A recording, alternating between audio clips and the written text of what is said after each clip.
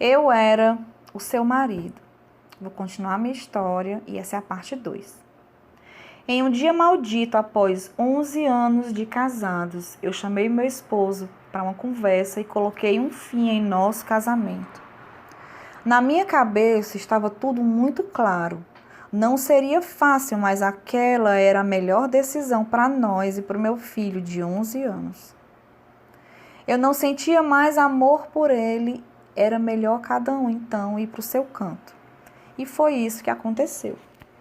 O meu marido quase morreu, mas eu, mais do que depressa, marquei de me encontrar com outro. Eu brigava com o meu marido porque ele não queria ficar com o nosso filho para poder ir para a balada. Ou para me encontrar com o meu amiguinho, entre aspas. O meu marido sempre ali, sempre deixando claro quanto me amava. Mas eu me joguei no mundo. E fiquei tão descontrolada que o meu marido, tentando diminuir a vergonha que estava passando, logo entrou com o pedido de divórcio. O dia do nosso divórcio foi terrível. Eu sentia uma tristeza muito grande. Via que tinha algo errado, mas mesmo assim eu estava decidida e obstinada. O meu esposo me perguntou várias vezes se era realmente aquilo que eu queria, o advogado também, mas eu não voltei atrás. Então, tudo começou a dar errado no fórum, e o que era para ter sido feito em 1 hora acabou levando o dia inteiro. Mas eu só conseguia olhar para o meu próprio umbigo. Eu estava completamente atordoada. Eu não tinha certeza se eu queria o divórcio, mas eu tinha certeza de que eu não queria mais aquele casamento. A essa altura, eu já estava no meu segundo relacionamento.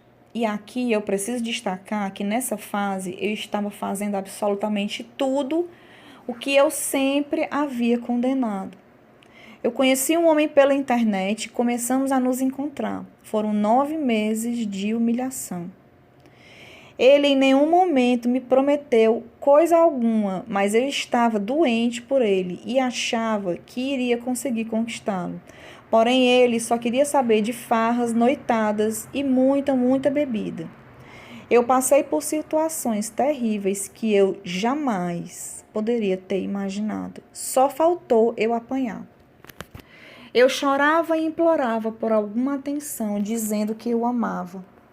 E a minha situação era tão absurda que o homem com que eu me envolvi tentou por várias vezes me fazer enxergar que eu estava enganada. Vê que absurdo.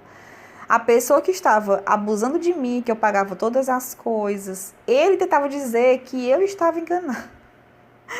E que na realidade eu não amava, eu só estava carente e infeliz. Em Romanos 1, 24 a 26 diz assim: por isso Deus entregou tais homens à imundícia, pelas concupiscências do seu próprio coração, para desonrarem o seu corpo entre si, pois eles mudaram a verdade de Deus em mentira, adorando e servindo a criatura em lugar do Criador, o qual é bendito eternamente. Por causa disso, os entregou Deus a paixões infames. Mas eu não escutava ninguém, e até dinheiro dava para ele. Eu deixava meu filho sozinho para ir atrás de alguém que desde o início havia me dito que não queria compromisso. Mas eu estava completamente perdida, dentro da vida que eu havia escolhido para mim. Eu comecei a mentir desenfreadamente. Mentia para todo mundo. Mentia para o meu filho dizendo que ia trabalhar.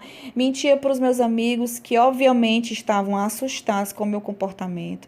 Mentia para familiares. Mentia até para mim mesma. E sabemos muito bem quem é o pai da mentira. Eu comecei a ter crises terríveis de ansiedade. Só de pensar em ficar sozinha, o meu coração disparava.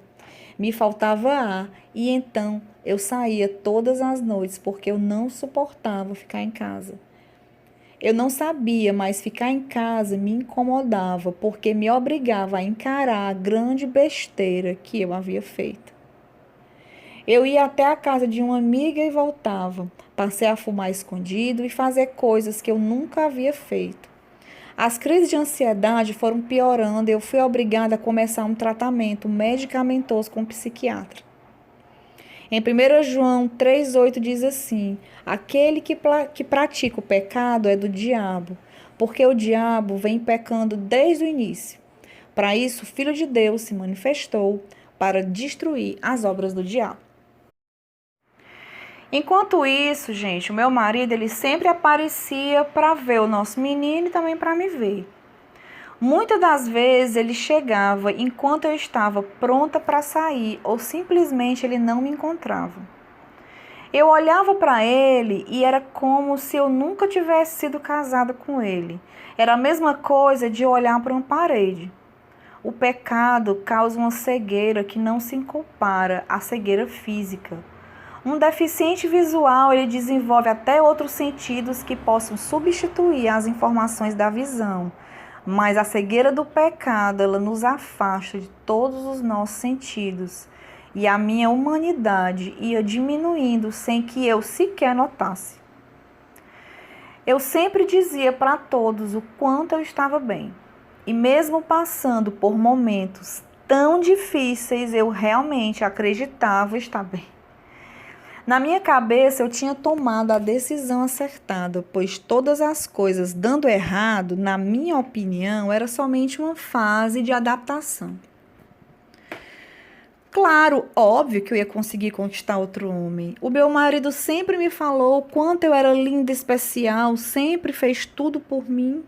Então eu tinha certeza que outro acabaria fazendo também. Mas eu estava cada vez mais descontrolada e quando saía eu só conseguia me divertir se eu bebesse. Desculpe por me estender muito nessa parte, mas é importante que vocês saibam até onde eu cheguei. Como se não bastasse tudo isso, umas pequenas manchas começaram a aparecer na minha pele. Em várias partes do corpo, manchinhas escuras apareceram, elas coçavam e eram muito doloridas. Eu fui a dermatologista e o diagnóstico foi de líquen plano, uma doença crônica e autoimune, ou seja, causada porque o meu próprio organismo estava atacando as minhas células. A médica me disse que essa doença era comum em casos de depressão, câncer ou HIV, e eu tive que me submeter a uma série de exames bastante tensos.